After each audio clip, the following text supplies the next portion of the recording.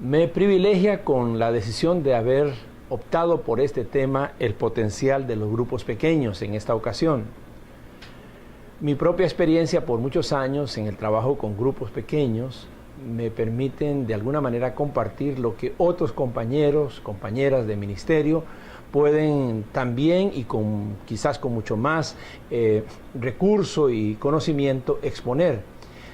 Déjeme nada más entonces en esta ocasión aludir a este tema con consideraciones de lo que ha sido, como ya indiqué, mi experiencia a lo largo de los años trabajando el tema de grupos pequeños y mi estudio acerca de esto que podríamos llamar la estrategia o el fenómeno de los grupos pequeños en la iglesia. A estos grupos pequeños, y así le estoy denominando para nuestra ocasión del tema, se le conoce con muchos nombres. El más tradicional, el más antiguo es el de las células de estudio o células de crecimiento o células familiares. Pero a través de los años se le han venido dando diversos nombres como grupos en hogares, como grupos de crecimiento o grupos familiares, y en algunos sistemas o modelos tienen todavía nombres mucho más específicos. En mi propia trayectoria de iglesia, trabajando con el sistema de grupos pequeños, nosotros buscamos y le pusimos un nombre que considerábamos que, además de identificar la idea de grupo, identificaba claramente el más grande de los objetivos de un grupo, el generar vida. Así que le llamamos grupos de vida, y este nombre pues se ha ido esparciendo y está siendo utilizado en muchos contextos como un nombre para identificar esto que llamamos simplemente, o que podríamos llamar simplemente, grupos pequeños. ¿Por qué es importante este tema?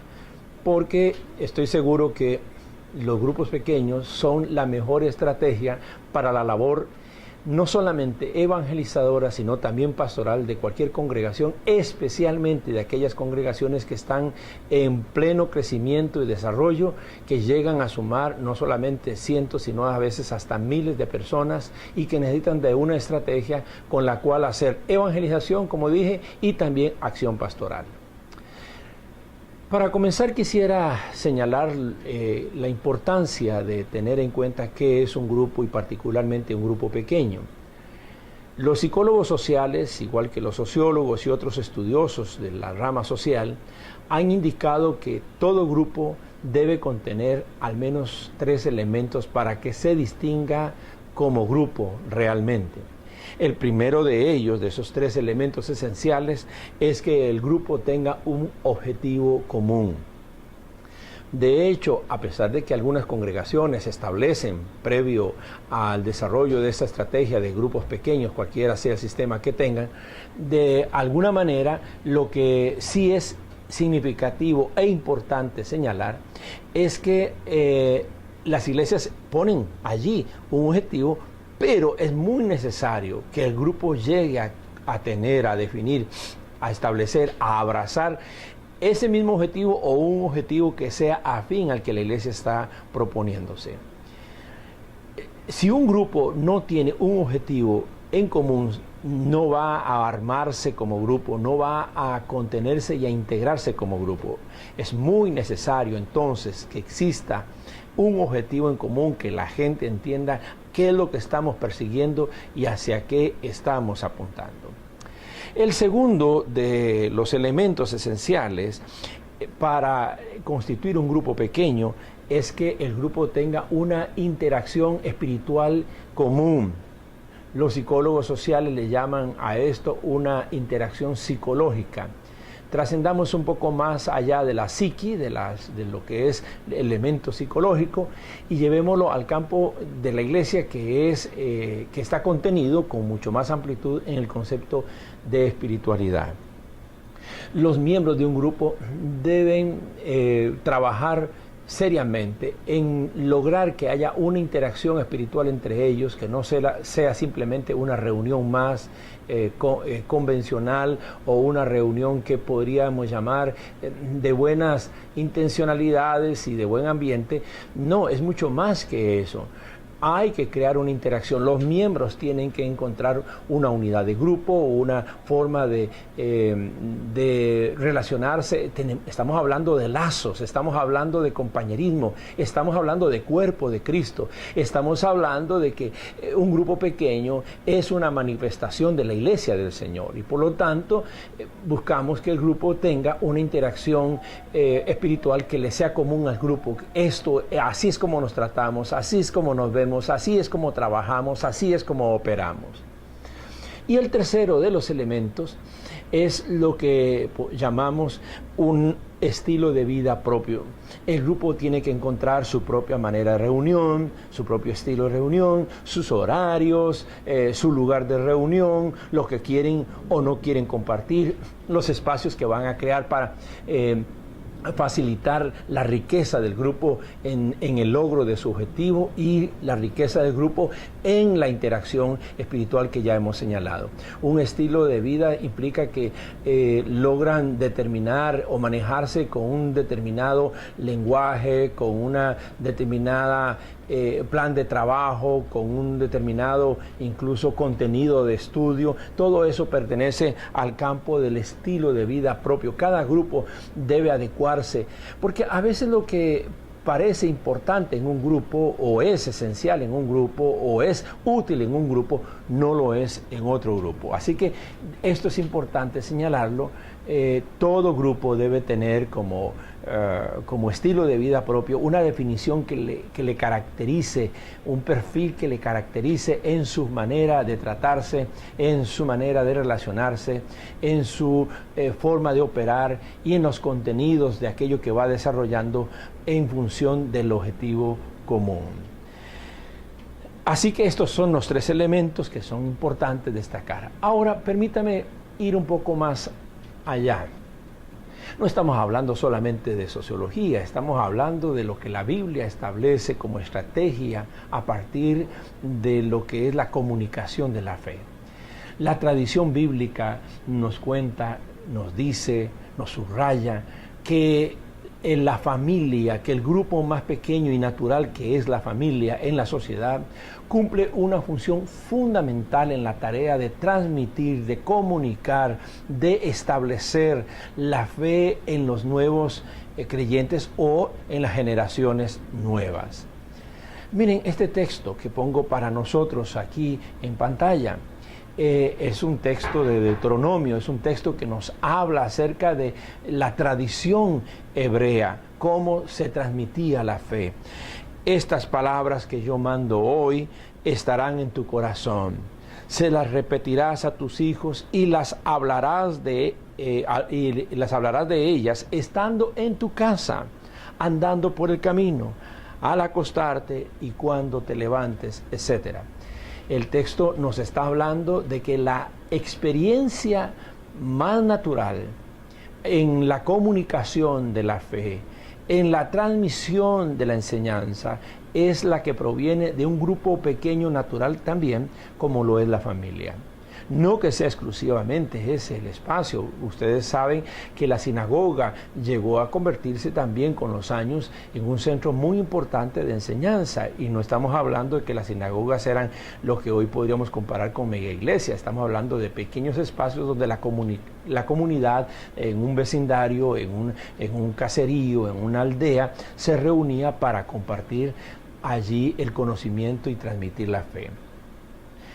Pues bien, desde el Antiguo Testamento, la transmisión, como ya he señalado, de la Escritura, del conocimiento acerca de Dios, de la historia de la salvación y por lo tanto la inspiración y la motivación hacia la fe, fue en todo tiempo un capítulo que le perteneció al espacio especialmente familiar, y que desde allí pues hay toda una vertiente para reconocer que del Antiguo hasta el Nuevo Testamento la familia fue fundamental para este objetivo de compartir y de establecer la fe en cada persona, en cada nuevo miembro de la sociedad.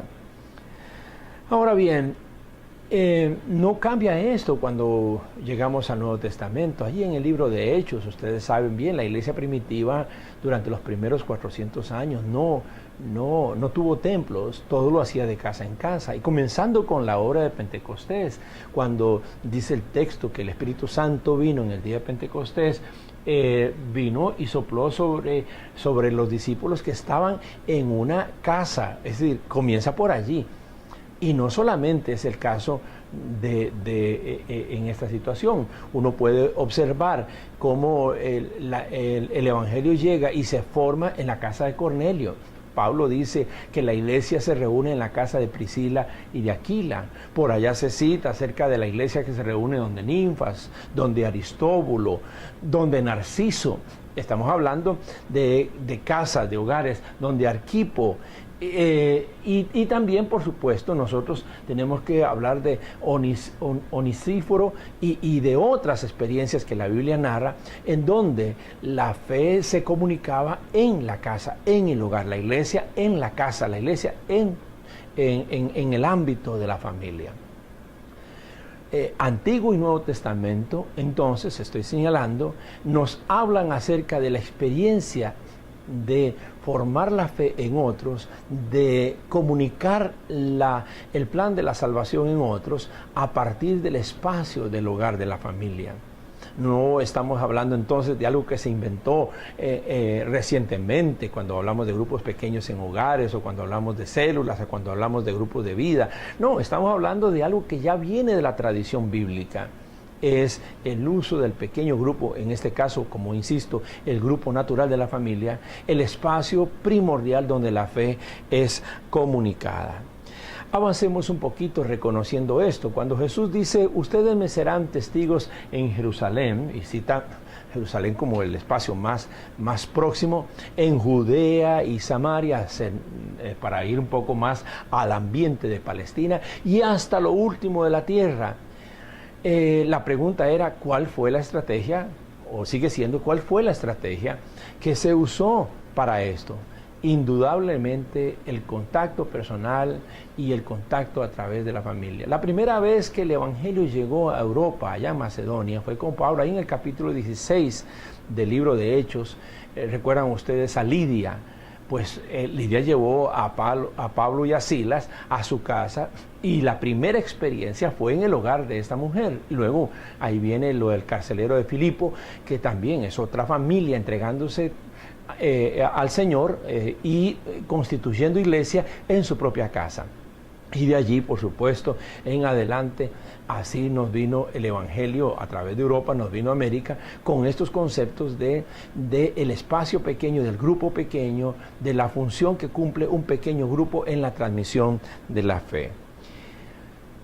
La evangelización, a partir de estos conceptos que estoy señalando, fundamentalmente de la palabra de Jesús, la evangelización es la razón de ser de la iglesia. Estamos puestos aquí para ser los testigos de Jesús, de la resurrección de Jesús, del mensaje de Jesús. Hemos sido llamados a ir a las naciones y evangelizar y hacer discípulos. Y no existe una sola forma de hacerlo. Hay muy diversas formas de evangelizar. Hay diversos caminos o vías de evangelización. Todos recordamos que tal vez la más tradicional de ellas fue siempre la campaña evangelística. No obstante, hay que indicar lo siguiente. Hace unos años atrás, estoy hablando de un poco más de 15 años, recuerdo haber visto un estudio realizado entre iglesias sobre la pregunta, ¿cuál fue el medio que usted experimentó, o por el medio del cual cuál fue la experiencia, el espacio por medio del cual usted vino a los pies de Jesús o tuvo su conversión? Y una parte de la gente decía, alrededor de un 5% de la gente entrevistada, que había conocido a Cristo a través de una campaña evangelística. Un porcentaje similar dijo que lo había conocido aceptando una invitación para ir a una congregación, una iglesia local, y que allí escuchó el mensaje y entregó su vida a Jesús. Otro porcentaje también similar, de un 5%, dijo que había tenido la experiencia de ser evangelizado cuando se le invitó a algún campamento o algún retiro espiritual. Y así se va en pequeñas variables de 3, 4%, 1%.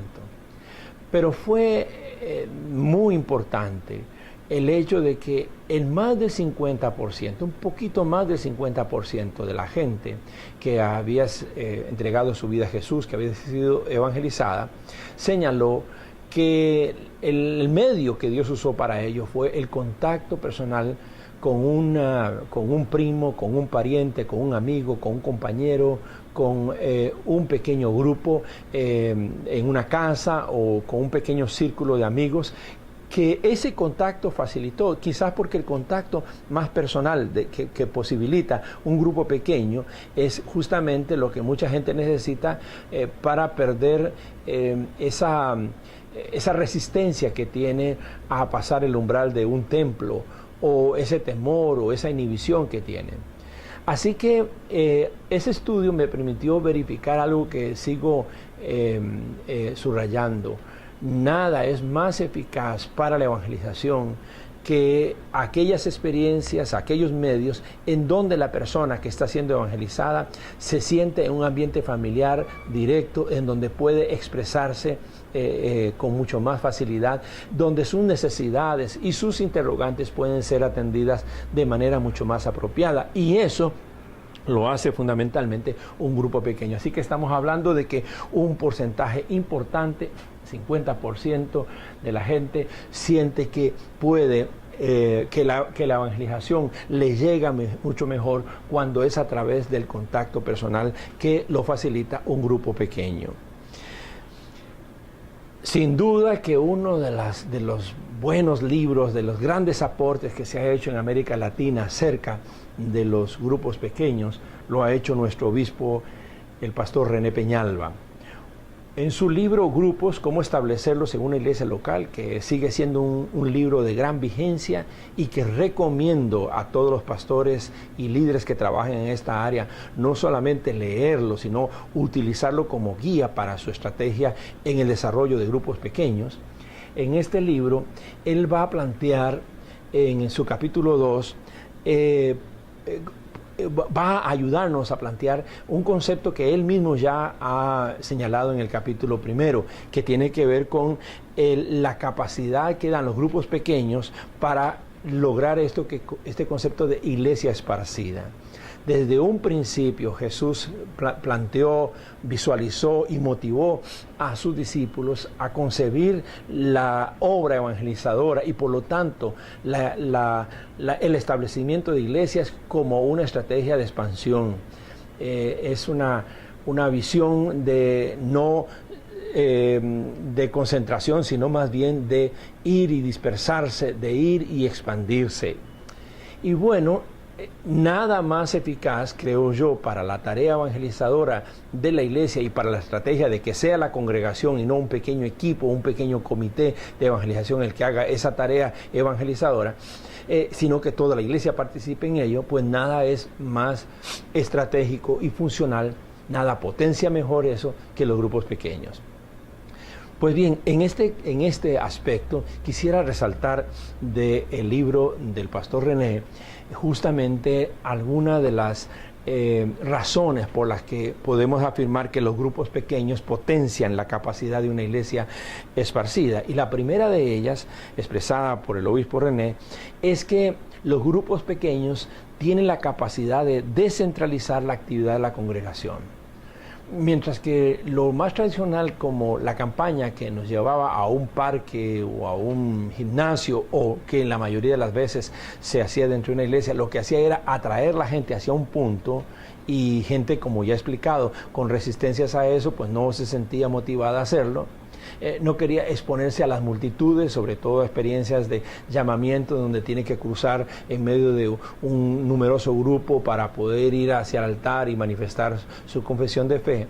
Pues más bien, los grupos pequeños lo que hacen es descentralizar la actividad de la congregación, llevando la evangelización y también la tarea pastoral y el acompañamiento a las comunidades, a los barrios, a los sitios donde las familias viven. La iglesia se descentraliza a través del pequeño. Es mejor, para decirlo así, en lugar de una gran antorcha ardiendo en un solo punto, un montón de velitas ardiendo en un más amplio contexto geográfico y en una más amplia gama de posibilidades en barrios, como he dicho, en ciudadelas, en pequeños caseríos, allí donde se nos da la oportunidad de que una familia esté y pueda testificar de Jesús. La segunda razón importante que potencian, que los grupos pequeños potencian la capacidad de la iglesia esparcida, es que los grupos pequeños posibilitan una mayor participación de la gente. Indudablemente, al tener un grupo mucho más pequeño, las personas se sienten menos inhibidas, menos tímidas para hablar, para participar, para leer la escritura. A algunas personas les da pena hacerlo en un grupo muy grande, para hacer preguntas, para compartir un testimonio, para exponer su vida. Posibilita mayor participación. En tercer lugar, los grupos pequeños potencian la capacidad de la iglesia porque permiten el desarrollo de dones, talentos y del liderazgo de la iglesia. Allí en el grupo pequeño aparecen músicos, aparecen intercesores, aparecen profetas, aparecen incluso gente con una gran vocación pastoral. Allí en los grupos pequeños está la posibilidad que tiene aquel de hacer uso de tecnología para mejorar la experiencia de grupo. Es decir, el grupo pequeño le da como ese potencial a la gente de poder manifestar capacidades que usualmente no las pueden manifestar en una congregación grande, sobre todo cuando ya estamos frente, por ejemplo, a una celebración o a una conferencia donde ya está establecido un programa y están asignados quienes lo van a hacer. Pero además, el grupo pequeño es como una escuela de liderazgo, porque allí es donde comienzan a desarrollarse capacidades de liderazgo ligadas a enseñanza, a predicación, ligadas a experiencias de administración y de impartición que son fundamentales y que luego van a expresarse en otros espacios más amplios de la congregación. Los grupos pequeños potencian la capacidad de una iglesia esparciva porque permiten nos dan la posibilidad de desarrollar otros aspectos que normalmente nosotros no podemos potenciar cuando estamos justamente en una experiencia de iglesia en su conjunto. Provee condiciones para relaciones profundas y significativas, lo he saltado. Es decir, mejora, potencia mucho mejor las relaciones, los lazos. Y además facilitan un funcionamiento integrado y organizado de la iglesia, porque van creando cultura. Los grupos pequeños son pequeños espacios de organización donde la gente logra organizarse y como ha desarrollado mejor sus lazos y sus talentos, pues fíjense que terminan facilitando el funcionamiento de la iglesia, porque es escuela, eso va creando cultura de organización.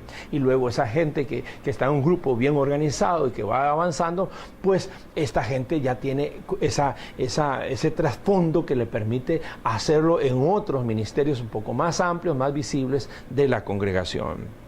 Así que ahí están las razones por las que consideramos que los grupos pequeños potencian la iglesia, el ser una iglesia esparcida. Y además permiten que la responsabilidad pastoral sea compartida. Normalmente esa tarea queda en uno o pocos individuos, pero un buen facilitador, un buen guía, un buen líder de grupo puede hacer perfectamente una labor pastoral extraordinaria sin desconocer, y más bien debe ser todo lo contrario, el ministerio pastoral de más cobertura que está en la congregación.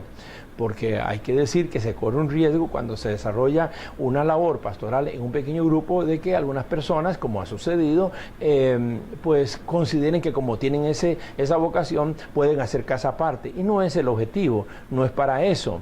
Más bien el hecho de que puedan encontrar que tienen vocación para la labor pastoral debiera ser una forma y una alegría también de que los pastores capten nuevos líderes pastorales que puedan incorporar al cuerpo de pastores de una congregación. Además, los grupos pequeños potencian la capacidad de una iglesia esparcida porque posibilitan un evangelismo mucho más permanente. no es aquella actividad ocasional de una campaña evangelística o de una conferencia evangelizadora, sino que estamos hablando de una tarea que se hace más regularmente, porque normalmente los grupos trabajan con horarios, con programaciones semanales. Indiquemos algunos aspectos importantes. Miren, ciertamente los grupos pequeños deben trabajar regularmente a través de hogares, y se llamamos grupos en hogares. El hogar es el lugar más natural, es el grupo más natural, ya está establecido, está allí. Pero los grupos se pueden establecer según sea la estrategia de la iglesia, según sean las posibilidades que su liderazgo tiene, se pueden establecer también en otras esferas, en grupos, en oficinas y en aulas. En empresas. Nuestra experiencia dice de gente trabajando aún en centros penitenciarios, en centros hospitalarios, en escuelas y colegios, en empresas y en oficinas donde hay un pequeño espacio para poder hacer reunión una vez a la semana. Nuestra experiencia en la penitenciaría más bien fue que los presos, al tener un poco más de tiempo disponible, querían tener reuniones prácticamente todos los días.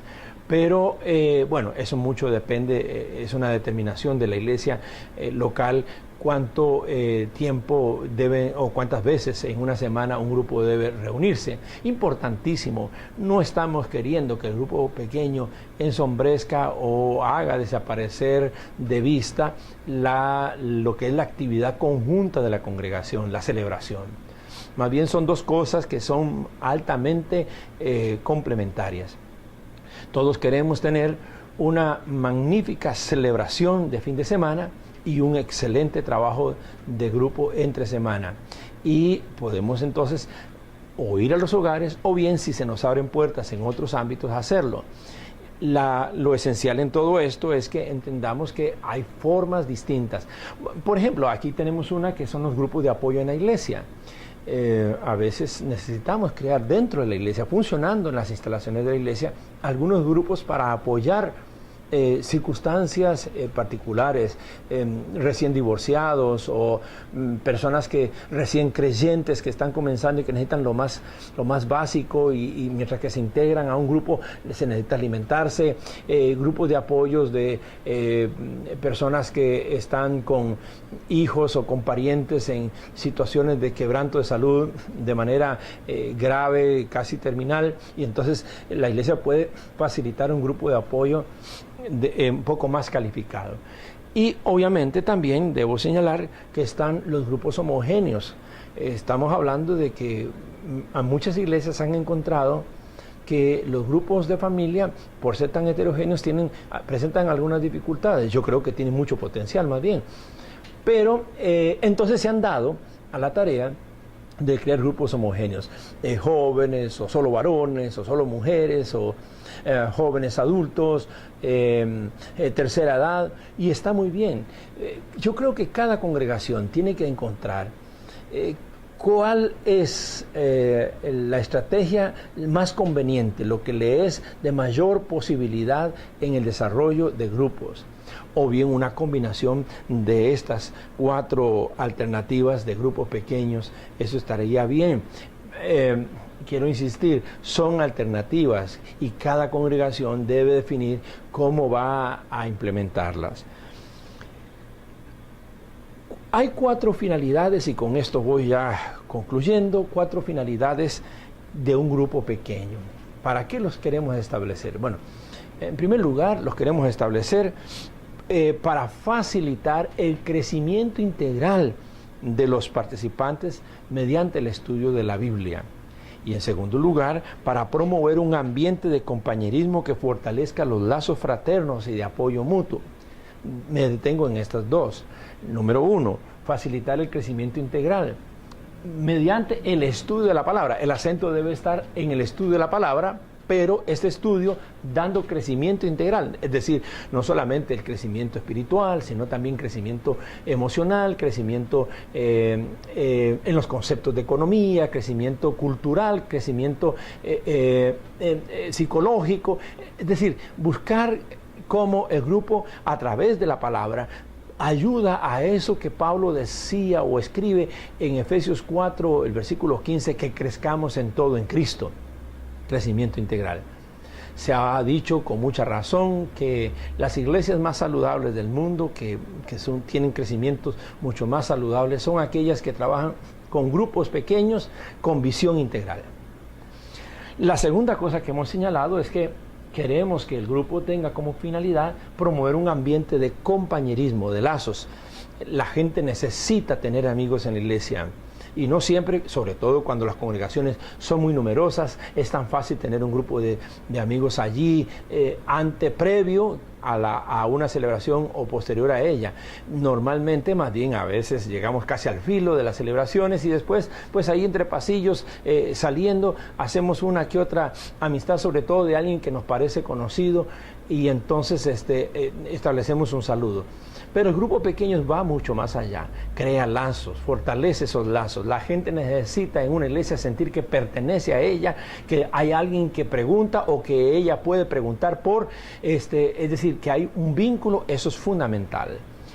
Así que primer objetivo, primera finalidad de un grupo es concentrado en el estudio de la palabra para dar crecimiento integral, y segundo, pues fortalecer lazos fraternos y de apoyo mutuo a partir de un buen ambiente de compañerismo, que eso es lo que genera o debe generar un grupo pequeño. La tercera finalidad es la de potenciar la labor testimonial y evangelizadora hacia personas sin experiencia de Dios en sus vidas. Y cuarta y última finalidad, digo yo, última no porque sea definitivamente lo único que puede existir, sino creo que estamos hablando de las 4 finalidades más básicas. Esta cuarta es integrar a los nuevos creyentes en la dinámica de la congregación local. Estoy señalando entonces como tercera finalidad, potenciar la labor testimonial y evangelizadora hacia personas que no tienen todavía una experiencia en Cristo.